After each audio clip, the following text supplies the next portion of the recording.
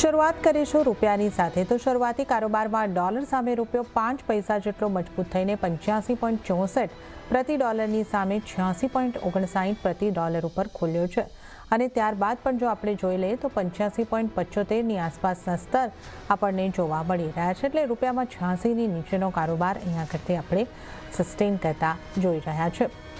Dollar ઇન્ડેક્સની જો આપણે વાત કરી લઈએ તો ડોલર ઇન્ડેક્સમાં 104ની આસપાસના સ્તર અને ઉલ્લેખનીય છે કે ગઈકાલે ડોલર સામે રૂપિયો 4 મહિનાના ઉપલા સ્તરની પાસે પહોંચ્યો હતો અને રૂપિયાની આ તેજી આપણને આગળ વધતી કે આ એક તેજી તરફનો જે ટ્રેન્ડ અહીંયા આગળથી રૂપિયાની અંદર બનતો દેખાઈ રહ્યો છે। તો ગઈકાલે 33 પૈસાની મજબૂતી હતી અને આજે પણ મજબૂતાઈ સાથે શરૂઆત થયા બાદ અત્યારે હલકું એવું દબાણ આપણે રૂપિયાની અંદર જોઈ શકીએ છીએ।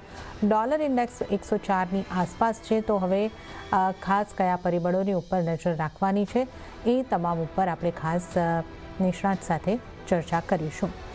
ચર્ચામાં આપણી સાથે જોડાઈ રહ્યા છે એલકેપી સિક્યોરિટીઝના જતીન ત્રિવેદી। જતીનજી, આપનું સ્વાગત છે સીએનબીસી બજાર પર। Good morning. અને જતીનજી, રૂપિયાની ચાલ આપને કેવી લાગે છે? ગઈકાલે એક ખૂબ સરસ મજબૂતી આવી અને એ બાદ આપણે લગભગ 4 મહિનાના ઉપલા સ્તરની આસપાસ રૂપિયાને જોઈ રહ્યા છે।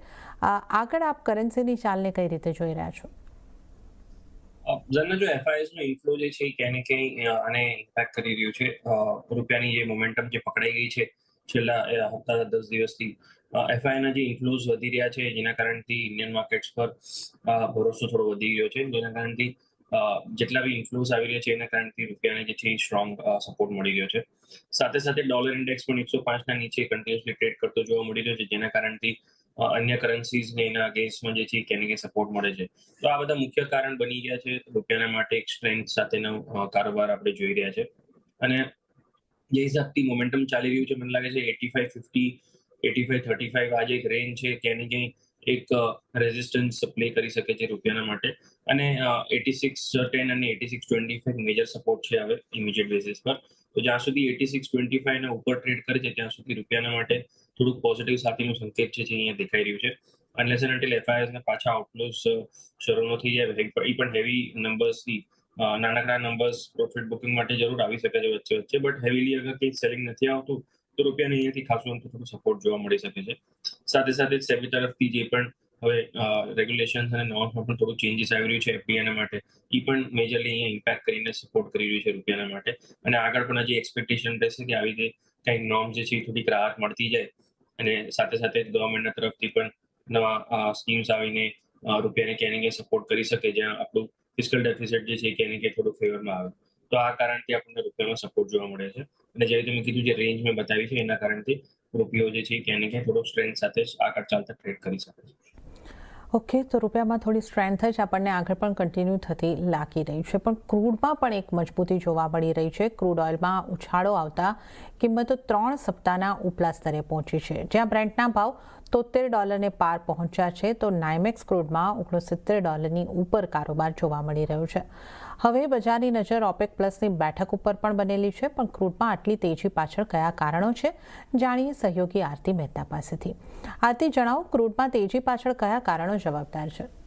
જી, ખાસ કરીને ક્રૂડની વાત કરી લઈએ તો સૌથી પહેલાં ત્યાં કારોબાર કેવો થઈ રહ્યો છે તેના પર નજર કરી લઈએ। ઉછાળો કિંમતોમાં જોવા મળી રહ્યો છે અને કિંમતો 3 સપ્તાહના ઉચ્ચતમ સ્તરે આપણને પહોંચી દેખાઈ રહી છે। બ્રેન્ટના ભાવની વાત કરી લઈએ ટોટલ તો $73 પાર આપણને કામકાજ અહીંયા થતો દેખાઈ રહ્યો છે। WTIમાં પણ જુઓ $69 ઉપર ટ્રેડ આપણને થતો દેખાઈ રહ્યો છે અને સ્થાનિક બજારની વાત કરી લઈએ તો ત્યાં પણ એક પોઝિટિવ ટ્રેન્ડ બની રહ્યો છે। હવે વધારાના કારણોની વાત કરી લઈએ તો જે અમેરિકી રાષ્ટ્રપતિ ટ્રમ્પ તરફથી નિવેદન આવી રહ્યા છે એને કારણે એક આ બૂસ્ટ જે છે તે અહીંયા કિંમતોને મળતું દેખાઈ રહ્યું છે। ટ્રમ્પનું કહેવું છે કે વેનેઝુએલા પાસેથી જે તેલ અને ગેસ જે દેશો ખરીદશે અને કોઈ પણ દેશો ખરીદશે તો તેમને ટેરિફનો સામનો કરવો પડશે અને ટ્રમ્પ તરફથી આ નિવેદન આવી રહ્યા છે। આ બધા દેશો પર જે વેનેઝુએલા પાસેથી ઇમ્પોર્ટ કરે છે 25% ટેરિફ જે છે તે ત્યાંથી વધારવાનો અને લગાવવાનો જે આદેશ છે, સાથે જ સમાચાર જે છે તે અત્યારે બની રહ્યા છે, આ ઇમ્પ્લિમેન્ટ નથી થયું, પણ જે રીતે તેમના તરફથી નિવેદન આવ્યા છે એને જેને કારણે એક બૂસ્ટ જે છે તે બનતું દેખાઈ રહ્યું છે ક્રૂડની કિંમતોમાં. ચાઇના માટે વધુ અસર એટલા માટે કારણ કે ચાઇના વેનેઝુએલા પાસેથી સૌથી વધુ ક્રૂડ જે છે તે ખરીદે છે અને હવે જો અહીંયાથી તેઓ વેનેઝુએલા પાસેથી ક્રૂડ ખરીદશે અને જો આ ઇમ્પ્લિમેન્ટ થાય છે 25% ટેરિફનું, તો પછી ચાઇના ઇમ્પોર્ટ જે છે તે અહીંથી ઘટતું જોવા મળી શકે છે. ફેબ્રુઆરીમાં વેનેઝુએલાથી ક્રૂડને એક્સપોર્ટની વાત કરી લઈએ તો 5 વર્ષની ઉપલા સ્તરે આપણને પહોંચતું દેખાયું હતું. એટલે આ વેનેઝુએલાથી એક્સપોર્ટ પર પણ અસર આપણને જોવા મળી શકે છે. એટલે ઇમ્પોર્ટ એક્સપોર્ટ ખાસ કરીને આ નિવેદનથી અને ઇમ્પ્લિમેન્ટેશન થાય છે તો એનાથી આપણને થોડું વિખરાતું જોવા મળી શકે છે. 2023ની વાત કરી લઈએ તો ત્યાં વેનેઝુએલાના ક્રૂડ ઓઇલનો ભંડાર આપણે જુઓ $303 અબજ જે છે તે આપણને અહીંયા રહેતો જોવા મળતો દેખાયો હતો. પણ આ હવે થોડું ઘણું અહીંયા પણ અસર આપણને આવતું દેખાઈ શકે છે. અને બીજી બાજુ જે શેવરોન છે તે ખાસ કરીને વેનેઝુએલા બંધ કરવાની સમયમર્યાદા અહીંયાથી લંબાવતું જોવા મળી શકે છે. તો આ બધા સમાચારની અસર અત્યારે આપણને બનતી દેખાઈ રહી છે. પણ મુખ્યત્વે ડોનાલ્ડ ટ્રમ્પ તરફથી જે નિવેદન બની રહ્યા છે કે વેનેઝુએલા તરફથી પાસેથી જે ઇમ્પોર્ટ કરશે ઓઇલ અને ગેસ તેમના પર 25% અને તમામ દેશો પર 25% ટેરિફ લગાવવાના નિવેદન તેમણે કરવામાં આવ્યા છે. ને કારણે ક્રૂડમાં સડન એક ઉછાળો આપણે જોઈ રહ્યા છે. $73 ઉપર બ્રેન્ટના ભાવ પહોંચ્યા છે. જી આરતી, આ સમગ્ર વિગતો જણાવવા બદલ આપનો આભાર. એ સાથે જતીન ત્રિવેદી પણ જોડાયેલા છે. જતીનજી, ક્રૂડમાં તમે કયા સ્તર જોઈ રહ્યા છો અને સ્ટ્રેટેજી જો ક્રૂડ માટે બનાવવી હોય તો કેવી બનાવવી જોઈએ? ઝરના, જો જે હિસાબથી ક્રૂડનું માર્કેટ હમણાં ચાલી રહ્યું છે છેલ્લા 2-3 દિવસથી, અને ઇનફેક્ટ એક વીકથી આપણે જોઈ લઈએ તો ક્યાંય ને ક્યાંય સપોર્ટ જે છે એ લઈ રહ્યું છે લોઅર લેવલ્સ પર. બ્રેન્ટ જે છે એ 70 પાસે એક સ્ટ્રોંગ સપોર્ટ લે છે અને નાયમેક્સ જે છે 96-97 ના રેન્જમાં એક સ્ટ્રોંગ સપોર્ટ લઈ રહ્યો છે. આપણા ઘરેલું બજારમાં પણ 5800 એક લેવલ જે છે ક્યાંય ને ક્યાંય સ્ટ્રોંગલી રિસ્પેક્ટ કરતું દેખાઈ રહ્યું છે. લેવલ સ્પેસિફિકલી અને ટેકનિકલી અને ફંડામેન્ટલી જે આરતીએ પણ સમજાવ્યું છે એનું એનાલિસિસ આપણે જોઈ લઈએ તો આગળ ચાલતા ક્રૂડના માટે થોડુંક હજી ટિલ 2 એપ્રિલ જ્યારે ટેરિફનું નવું અપડેટ આવવાનું છે યુએસના તરફથી, ત્યાં સુધી મને લાગે છે કે આ પોઝિટિવનેસ સાથે ટ્રેડ કરતું તમને જોવા મળી શકે છે. રીઝનિંગ, કોઈ નવું અપડેટ હમણાં કોઈ અપડેટ એક્સપેક્ટેડ નથી ક્રૂડ ઓઇલના માટે accept for the weekly crude oil inventories. એના અથવા બીજા કોઈ બી અપડેટ્સ જે છે ક્યાંય ને ક્યાંય માર્કેટના અંદર નથી. ને હમણાં જે હિસાબથી ટેરિફ્સને લઈને જે અપડેટ આવ્યું છે કે જે બી વેનેઝુએલાના તરફથી જે બી ઇમ્પોર્ટ કરે છે તો એમના પર ટેરિફ જે છે એ લાગી શકે છે અને હેવીલી લાગી શકે છે. તો ત્યાં સુધી જે 2 એપ્રિલે જે એમનું સ્ટેટમેન્ટ આવશે કે ટેરિફને લઈને જે અપડેટ આવશે ત્યાં સુધી મને લાગે છે ક્રૂડ ઓઇલ માટે થોડુંક અહીંયાથી પોઝિટિવનેસ સાથે કારોબાર થઈ શકે છે. સો લેવલ વાઇઝ 6050-6100 આ લેવલને ધ્યાન રાખો ટાર્ગેટ ઝોનના માટે થઈને. કરંટ માર્કેટ પ્રાઇસથી લઈને 5900 સુધી ડિપ પર એડ કરવાની સલાહ રહેશે. સ્ટોપ લોસ જે તમારો રહેશે ઓવરઓલ 5800 ના નીચેનો રહેશે અને હાયર સાઇડ પર જે તમે કીધું 6100 ના આજુબાજુનો ટાર્ગેટ રાખીને ચાલો. ક્રૂડના માટે અપસાઇડ જે છે થોડુંક હજી અહીંયાથી વધતી દેખાઈ રહ્યું છે. ઓકે, તો ક્રૂડમાં અત્યારના લેવલથી કે થોડા ઘટાડે પણ બાય કરીને ચાલી શકો છો. 5800નો સ્ટોપ લોસ અને 6100ના ટાર્ગેટ માટે ખરીદી કરીને ચાલો. તો આપણે ક્રૂડની ઇન ડિટેલ વાત કરી અને સાથે હાલ સમય થઈ રહ્યો છે એક બ્રેક લેવાનો. લઈશું બ્રેક અને બ્રેક બાદ અન્ય કોમોડિટીઝની ચર્ચામાં જતીન ત્રિવેદી સાથે આગળ વધીશું.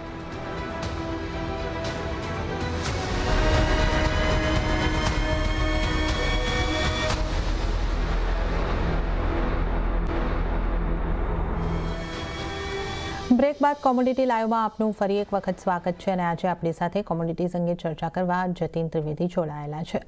સોનાના કારોબાર પર નજર કરી લઈએ. સોનામાં હજી કોમેક્સ ઉપર $3000ના સ્તર જે છે $3000ના સ્તર જળવાઈ રહ્યા છે. તો સ્થાનિક બજારમાં 87,493ના સ્તરની પાસે કારોબાર આપણે થતા જોઈ શકીએ છીએ. 87,630ની આસપાસ કારોબાર. જો કે ડોલર ઇન્ડેક્સની વોલેટિલિટીની અસર કિંમતોની ઉપર દેખાઈ રહી છે. ટ્રમ્પ દ્વારા રેસિપ્રોકલ ટેરિફમાં આંશિક રાહત આપવાના સંકેતોથી પણ સોનામાં તેજીનો ટ્રેન્ડ જળવાઈ રહ્યો છે. જતીનજી, સોનાને તમે કઈ રીતે જુઓ છો? આપણે જે રીતે નવા હાઈસ બનતા જોયા ત્યાંથી થોડું સોનું નીચે આવ્યું પણ હજી $3000ના સ્તરની ઉપર કોમેક્સ પર કારોબાર યથાવત છે. આપનો કઈ રીતનો વ્યૂ બની રહ્યો છે? હજી પણ આપ બુલિશ છો સોના ઉપર? જેના ઓવરઓલ ટ્રેન્ડ તો હજી પણ બહુ મોટા ભાગે કોઈ રિવર્સલનું એંગલ નથી દેખાઈ રહ્યું. જે હિસાબથી $3000 રિસ્પેક્ટ કરી રહ્યું છે કોમેક્સ પર, જ્યારે બી $3000 પાસે આવે છે ત્યારે વળી પાછું ત્યાં આગળ બાઇંગ આવી જાય છે. શોર્ટ જે છે ક્યાંય કવરિંગ થવાનું ચાલુ થઈ જાય છે. અપસાઇડ જે છે ક્યાંય થોડું જરૂર લિમિટેડ થયું છે. 3050-3060 સુધીનું એક અપસાઇડ લિમિટેડ લાગી રહ્યું છે અહીંયા.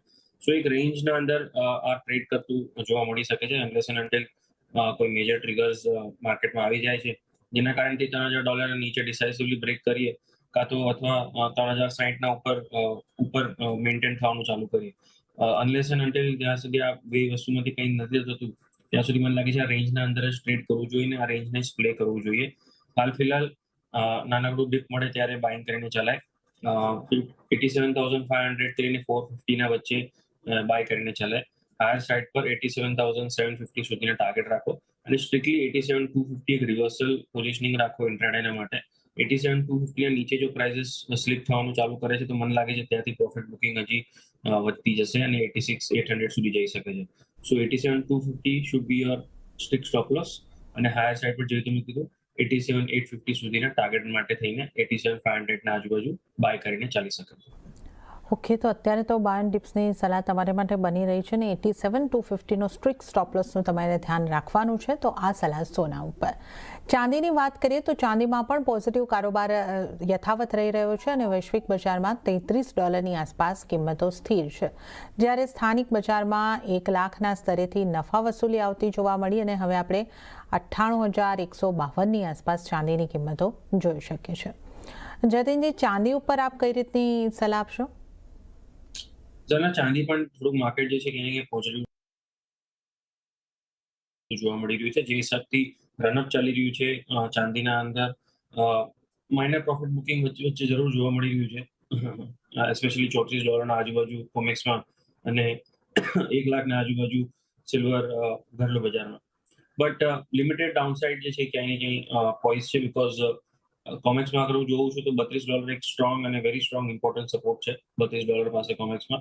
સો અહીંયાથી 3% નીચે એક સ્ટ્રોંગ સપોર્ટ છે અને આપણે ઘરેલું બજારમાં આપણે વર્તન જોવા જઈએ તો અરાઉન્ડ 95,000 એક સ્ટ્રોંગ ઇમ્પોર્ટન્ટ લેવલ રહેશે. શોર્ટ ટર્મના માટે રેન્જ બાઉન્ડ કારોબાર બાઇંગ સેલિંગ બે સાઇડના ટ્રેડ બની શકે છે, બટ ઓવરઓલ પોઝિશનિંગ જોવા જાવ તો 95 ની નીચે જ્યાં સુધી ટ્રેડ નથી કરતા આપણે ત્યાં સુધી એક ઓવરઓલ લોંગર ટર્મના હિસાબે પોઝિશનિંગ લોંગ સાઇડની જ રાખવી જોઈએ.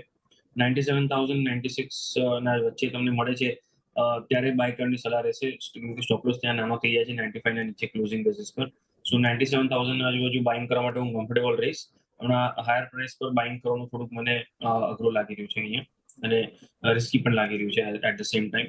હાયર સાઇડ પર 98,500 નું કેપ પણ છે. સો અગર બાય કરવી છે તો બહુ લિમિટેડ અપસાઇડ મળે છે 98,500 બીકોઝ એક મેજર રેઝિસ્ટન્સ દેખાઈ રહ્યું છે ઇમિડિયેટ બેસિસ પર 98,500 ના પાસે. તો થોડું વેટ એન્ડ વોચ કરો. ચાંદીના માટે હમણાં લેવલ્સ જે છે એ બની નથી રહ્યા બાઇંગના માટે. ડીપ મળે ત્યારે 97 ના પાસે બાઇંગની ઓપોર્ચ્યુનિટી દેખાઈ રહી છે. ઓકે, તો ચાંદીમાં પણ ડીપ ઉપર જ બાઇંગ કરવાની સલાહ બની રહી છે. તો 97,000ના આસપાસથી તમે બાય કરીને ચાલો.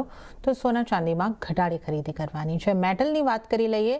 શરૂઆતી કારોબારમાં સ્થાનિક બજારમાં મેટલ તરફથી મિશ્ર સંકેતો મળ્યા અને જ્યાં લેડ એલ્યુમિનિયમ સિવાયની મેટલ્સમાં તેજી રહી. જોકે વૈશ્વિક બજારમાં ઝિંકની કિંમતો 3 મહિનાના ઉપલા સ્તરની પાસે પહોંચી છે. નાઇસ્ટાર ઓસ્ટ્રેલિયાએ 1 વર્ષ માટે 25% ઉત્પાદન કાપની જાહેરાત કરી હોવાથી કિંમતોને સપોર્ટ મળ્યો છે. જો બીજી તરફ કોપરમાં પણ યુએસ તરફથી ટેરિફનો ડર અને ચાઇના તરફથી રાહત પેકેજની આશાએ કોપરમાં રેકોર્ડ સ્તરે કારોબાર થઈ રહ્યો છે. જતીનજી, આ બધી અપડેટ્સની વચ્ચે તમે મેટલ્સને કઈ રીતે જુઓ છો અને ખાસ કરીને હવે ઝિંકની અંદર જે આ ખબરો આવતી દેખાય છે પ્રોડક્શન કટની, તો અહીંયા કેવી અસર થશે? બેઝ મેટલ માર્કેટ માટે પોઝિટિવ સાઇન્સ જ છે. આઈ થિંક આપણે દિવાળીના ટાઈમ પર આપણે વાતચીત કરી હતી કે ઝિંક અને એલ્યુમિનિયમ કોપર આ બધા મેટલ્સ જે છે એ બહુ સારા રનઅપ દેખાડશે આવનાર 1 વર્ષના અંદર અને ઓલરેડી રનઅપ જે છે એ સારો અમથું આપણે જોઈ ચૂક્યા છે. ઓલમોસ્ટ 10 to 12%ની રેલી જે છે from the time of Diwali આપણે 2024માં જ્યારે વાત કરી હતી ત્યારથી સારી અમથી રેલી ઓલરેડી ચાલુ થઈ ગઈ છે બેઝ મેટલના અંદર, એસ્પેશિયલી એલ્યુમિનિયમ અને કોપરના અંદર. ઝિંક જે છે હવે કેચઅપ રેલી કરી રહ્યું છે મને લાગે છે. એના અંદર આઉટ પરફોર્મન્સ તમને થોડું જોવા મળી શકે છે. મારા હિસાબથી હું જે હિસાબથી કેલ્ક્યુલેશન જોઈ રહ્યો છું કે ઝિંકનું માર્કેટ જે છે ક્યાંય ને ક્યાંય 280 થી લઈને 282 સુધીનું લેવલ્સ જે છે એ બ્રીચ કરી શકે છે આવનાર એક હપ્તા 10 દિવસના અંદર અને 270 એક મેજર સપોર્ટ અહીંયા પ્લે કરવો જોઈએ ઝિંકના માટે. હાયર સાઇડ પર તમારો ટાર્ગેટ જે છે 280 282 નો રાખીને 275 ના આજુબાજુ બાય કરીને 270 નો સ્ટોપ લોસ રાખી ઝિંકના અંદર એક ફોર્મેડેબલ રિસ્ક રિવોર્ડ ફેવરેબલ ટ્રેડ મળી રહ્યો છે ઝિંકના માટે. કોપરના પ્રાઇસીસ જ્યાં સુધી 890 ના ઉપર ટ્રેડ કરે છે ત્યાં સુધી પોઝિટિવ વ્યૂ પોઈન્ટ રાખીને ચાલુ. સેમ એલ્યુમિનિયમના અંદર પણ 248 જે છે ઇમ્પોર્ટન્ટ સપોર્ટ છે. જ્યાં સુધી 248 ના ઉપર ટ્રેડ કરે છે ત્યાં સુધી બાય નું માર્કેટ બનેલું છે એલ્યુમિનિયમનું. ઓકે, તો આ અહીંયા આગળથી એલ્યુમિનિયમ અને અન્ય મેટલ્સની અંદર કઈ રીતની રણનીતિ રાખવાની છે એની વાત કરી છે. અને ત્યારે જ જતીનજી, આપનો આભાર. આપ અમારી સાથે જોડાયા અને તમામ નોન એગ્રી કોમોડિટીઝ અંગે ચર્ચા કરી. આપનો ખૂબ ખૂબ આભાર. ત્યારે જ હવે આપણે એગ્રી કોમોડિટી